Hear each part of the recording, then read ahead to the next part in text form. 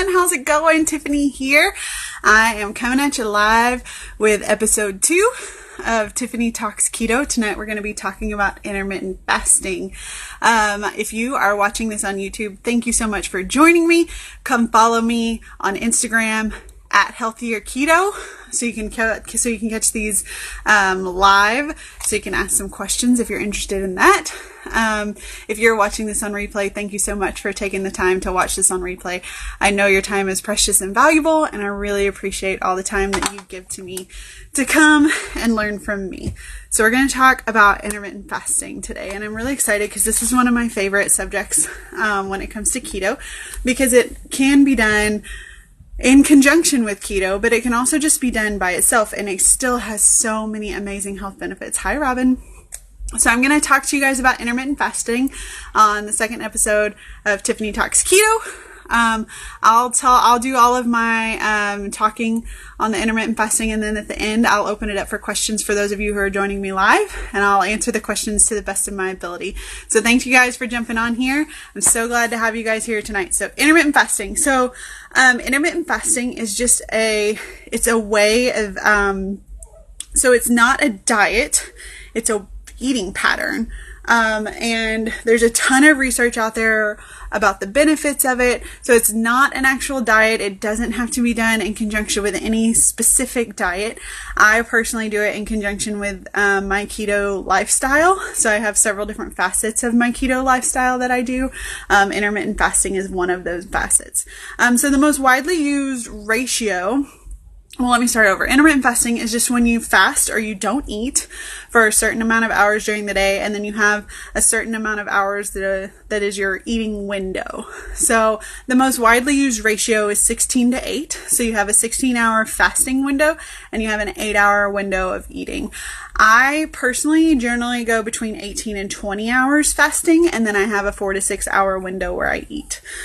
Today I went, I think 19 and a half hours today was my time today. So it just depends on the day, what I'm doing. Today I was really busy packing. My daughter and I are going to go on a little trip together. So I just kind of got busy and forgot to eat. So that's not a big deal. No issue with that. So glycogen is what glucose is converted into, and it's stored in your liver. So you have a glycogen storage, about a 24-hour glycogen storage stored in your liver, and that's so that your body has that to continually put into your bloodstream to have energy. And after about 10 to 12 hours of not eating, so if you're fasting for between 10 to 12 hours, that glycogen level in your liver gets really, really low. That's when you start feeling those hangry emotions. You're hungry and you're angry at the same time, so you get a little hangry. And then when these glycogen stores are depleted completely from your liver, then your fat cells in your body release fat into your bloodstream, and those go into the liver to be converted to energy for your body to be used. So for your body and your brain to use. And those are converted into ketone bodies. And that is what your body uses for an energy source when there's no glycogen available from the liver, after those glycogen stores have been depleted. So that's what happens when you go into that fasting state. Knowing this, know that your brain prefers to have a fat as its energy source. It prefers those ketones as its energy source. It functions better. Your body, your brain, everything, your internal organs, everything, your muscles function better on fat. Your body was created and made to run on fat as its primary source of energy, but we've changed our diet so much in our culture to such a carb-loaded diet, and that's only been super recently in our history, that our bodies, if glycogen and glucose are available, our body's going to use that as an energy source first. So intermittent fasting, you deplete those glycogen stores, your body starts running on fat for energy. So this is just a really cool thing that your body does, like scientifically, physiologically, this is just really cool how your body works. So if you go into that fasting state, after about 16 to 18 hours, you're in a state called autophagy, which is something that I'm going to cover in a different Tiffany Talks Keto episode. But if you're interested in it, go look it up.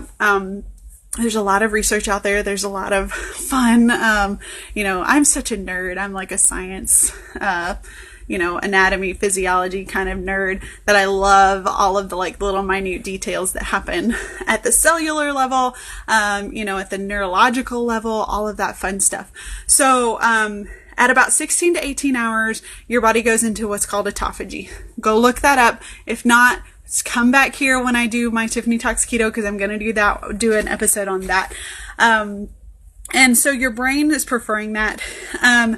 There's research out there that shows, that knowing that the ketone bodies are what your body uses for energy when it's converting that fat to an energy source.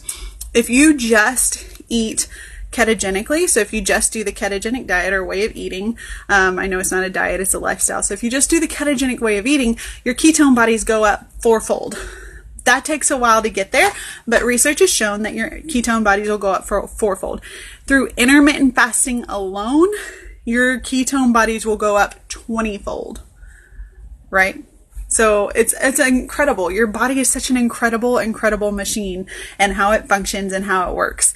I'm such a nerd. So I have notes. So if you see me looking down, it's because I'm going through my notes. I did a lot of research. So I do a lot of research for these episodes. So I'm like constantly looking down at my notes. So research also shows that, because we've been taught 3 to 5 meals a day, snacks in between, keep your metabolism going. So there's a lot of research coming out right now that's saying that that's not the case. So there's research out now that is new, and it's showing that by reducing the amount of meals you eat, so if you are doing intermittent fasting, generally you skip breakfast. If you do intermittent fasting in your first meal a day, my first meal of the day is generally between 1 and 2 o'clock when I'm in my intermittent fasting mode. And research shows that by reducing the amount of meals you eat throughout the day, you consume 28% less calories.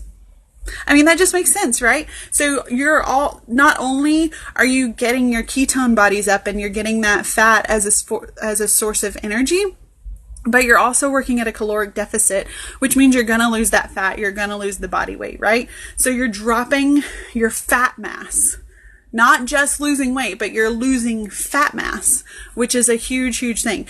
And this also increases muscle preservation, because if your body has those ketone bodies to draw the energy from, it's not going to go into your muscles to pull out the energy from your muscles, if that makes sense.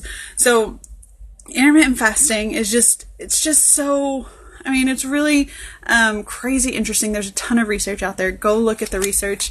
Don't take my word for it if you don't, if you're like me and you need multiple sources. But it's just so great for your research. And so intermittent fasting also increases your human growth hormone, or HGH, which has so many health benefits to it. And so research has shown that fasting for 24 hours, so if you do a 24-hour fast where you don't eat anything, you increase your HGH in men by 1,360%. Just by fasting for 24 hours. That's how much your HGH goes up in men. In women, it goes up 470%. Just by fasting for 24 hours. Here's just a list of some of the health benefits that happen when you shoot your HGH levels up by that big of a percentage. So you have a healthier immune system, you sleep better, you have better skin, you heal quicker because your body is functioning the way it's supposed to. So you're healing quicker. You have better cognitive function, you have better heart health, you decrease your fat mass, like I said earlier, you increase your lean muscle mass, and you increase your exercise capacity.